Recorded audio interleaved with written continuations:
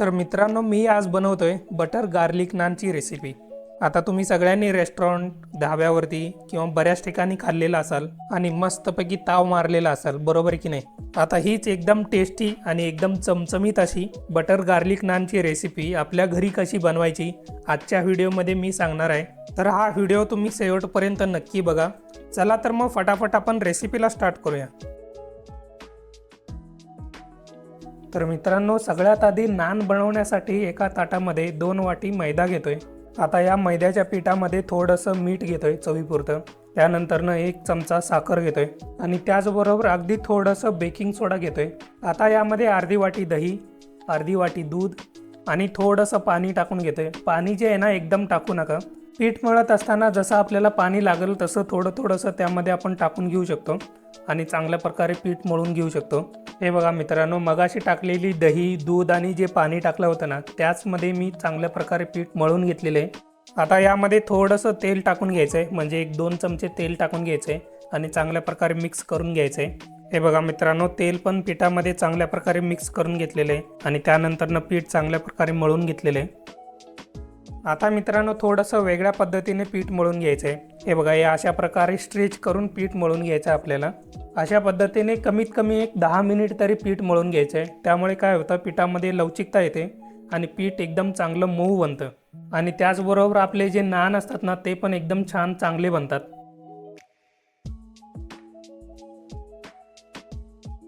तर अशा पद्धतीने एकदम छानपैकी आपलं पीठ मळून झालेलं आहे। आता यावरती थोडंसं तेल टाकून घ्यायचं आहे। तेल सगळीकडून पिठावरती लावून घ्यायचं आहे। पिठावरती तेल सगळीकडून चांगल्या प्रकारे लावून झालं ना, कमीत कमी 20 मिनिटासाठी पीठ जे आहे ना, रेस्ट करायला ठेवून द्यायचं आहे। पिठाचं रेस्ट करून झालेलं आहे। आता पीठ थोडंसं चांगलं मळून घेतो, म्हणजे अर्धा मिनिटासाठी मळून घेतो। आता त्या पिठामधला एक गोळा काढून घेतलेला आहे। 100 ग्रॅमच्या आसपास हा गोळा असेल। आता याला चांगला गोल करून घेतो हाताच्या तळव्यामध्ये।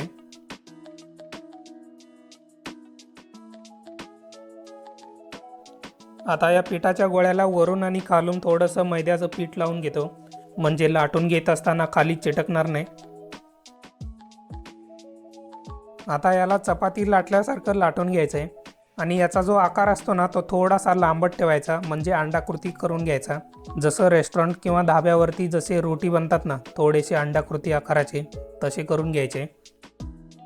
आता यावरती बारीक कट केलेला लसूण टाकून घ्यायचं आहे आणि चांगल्या प्रकारे वरून लावून घ्यायचं आहे। हे बघा, अशा प्रकारे थोडंसं वरून दाबून घेतलात ना, त्याला चांगल्या प्रकारे चिटकून बसेल। आता यावरती वरून थोडीशी बारीक कट केलेली कोथिंबीर टाकून घेतोय। लसूण आणि कोथिंबीर टाकून झाल्यानंतर ना, लाटण्याने वरून असं फिरवून घ्यायचं आहे, म्हणजे कोथिंबीर आणि लसूण चांगल्या प्रकारे चिटकून बसेल।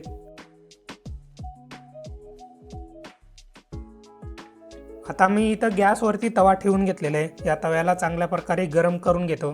तव्यावरती नान टाकायच्या आधी तवा चांगला गरम असला पाहिजे। आता मी नान हातामध्ये उलटा करून घेतो आणि दुसऱ्या साईडनी थोडंसं पाणी लावून घेतो सगळीकडून। हे बघा, अशा प्रकारे पाणी आपल्याला लावून घ्यायचं आहे नानवरती।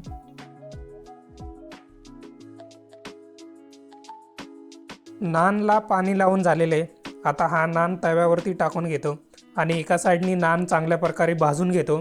एका साईडनी नान भाजण्यासाठी ना, हार्डली 3 ते 4 मिनिट लागतात। 3 ते 4 मिनिट झाल्यानंतर मग दुसऱ्या साईडनी गॅसवरती धरून आपल्याला नान भाजून घ्यायचं आहे। गॅसचा फ्लेम जो आहे ना, मीडियम ठेवायचा आहे, जास्त हाय ठेवायचा नाही आहे। हाय ठेवल्यामुळे काय होतं, नान जे आहे ना, सगळीकडून चांगल्या प्रकारे भाजला जात नाही। काही ठिकाणी कच्चा राहून जातो आणि काही ठिकाणी तो करपला पण जातो। हे बघा मित्रांनो, नान एकदम छानपैकी भाजून घेतलेले आहे। नानला एकदम सोनेरी असा कलर आलेला आहे, बघू शकता तुम्ही इथं। नान गॅसवरती भाजून झाल्यानंतर आता यावरती बटर लावून घ्यायचं आहे सगळीकडून। जेवढा तुम्हाला बटर आवडतो तेवढा तुम्ही लावून घेऊ शकता यावरती। हा, एकदम भारी झालेलं आहे आपला बटर गार्लिक नान। तर मित्रांनो, अशा प्रकारे एकदम साध्या सोप्या पद्धतीने तुम्ही पण तुमच्या घरी बटर गार्लिक नान करू शकता। दिसायला तर एकदम रेस्टॉरंट स्टाईलमध्ये दिसतंय, टेस्टला पण तेवढंच अप्रतिम झालेले मंडळी। तर तुम्ही पण एकदा तुमच्या घरी नक्की ट्राय करा। जाता जाता रेसिपी आवडली असेल तर लाईक करा, कमेंट करा आणि हो, सगळ्यात महत्त्वाचं चॅनलला सबस्क्राईब करायला नक्की विसरू नका।